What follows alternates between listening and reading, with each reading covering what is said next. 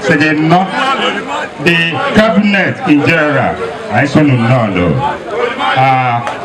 His lordship, I tell you, because Oyana Wabu, Chijoke, one level Koye, Ndina Wabu, Obaro Umueri, if I know Obogono Gadiwe, Ndimwe, also AMOBI OKOYE. Sir Mike OKOYE is our member. Sir Victor OKOYE is our member, including AMOBI. So we are giving the respect for the disease. Incidentally or coincidentally, the founder of this OKOYE chief is the grandfather of Mike OKOYE. And it is only befitting that we represent, and that is why we have come.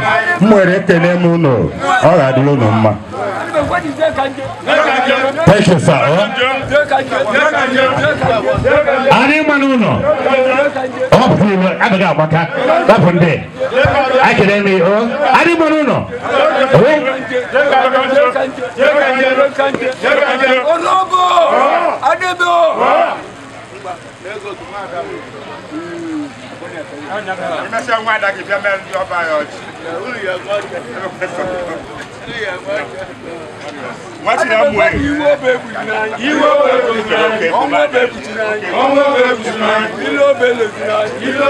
Members of Oba Ogonogarebe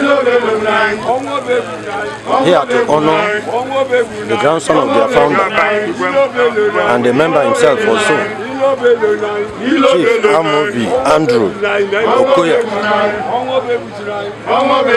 This is Chief OKOYE compound here at Otuocha, Umueri, Anambra is Logometiri, Anambra. The occasion is the funeral. Late Chief AMOBI Andrew.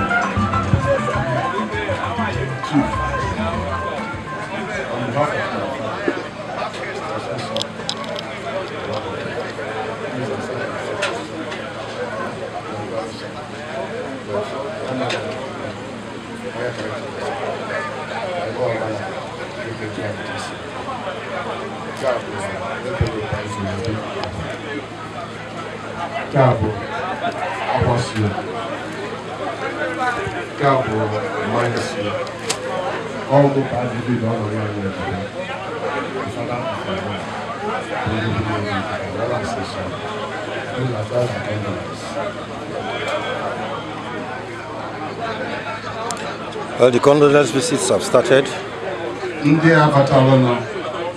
funeral has started in earnest.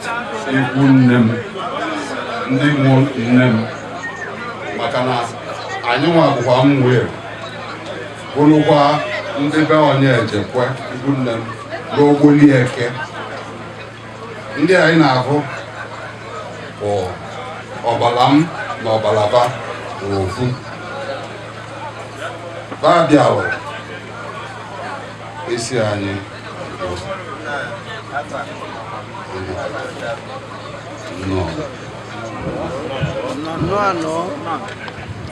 no shadow dallo no kelebunu gano awebunu no dallo awebunu ya neba okay good have on shadow man okuya on shadow man okuya dallo on de batabu de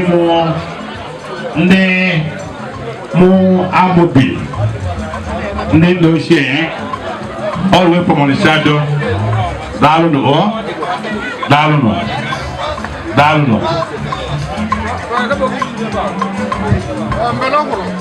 May you go complete. Every nation, number one citizen, although we are select.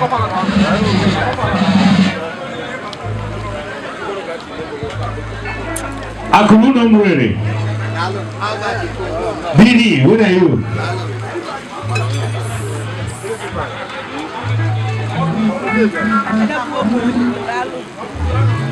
Ikolo, God bless you, sir. Akuluno.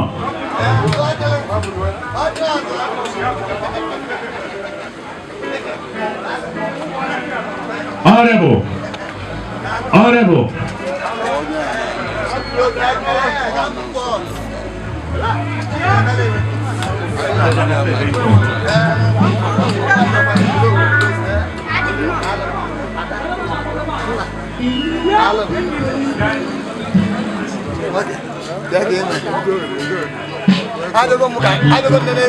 Ina ye ga fudi na bata. Ifu zo Umueri bido.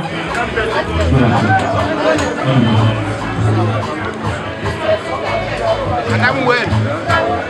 Dalu. Umueri.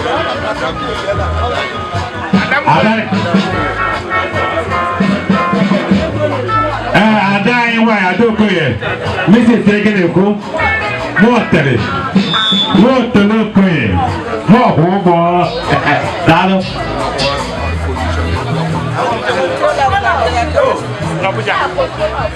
The controller of prison, Abuja, Orient. And even in Bukolima, controller prison. Why not in the Ganonga? Umueri.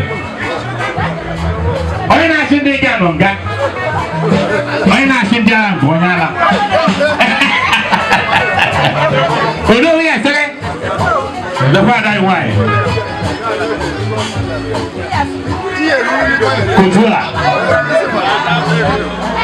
Controller.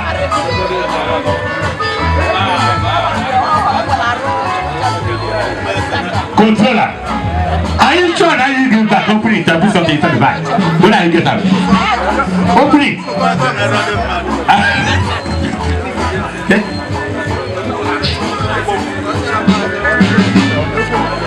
I gave you a three guys. I don't know if you want to go on.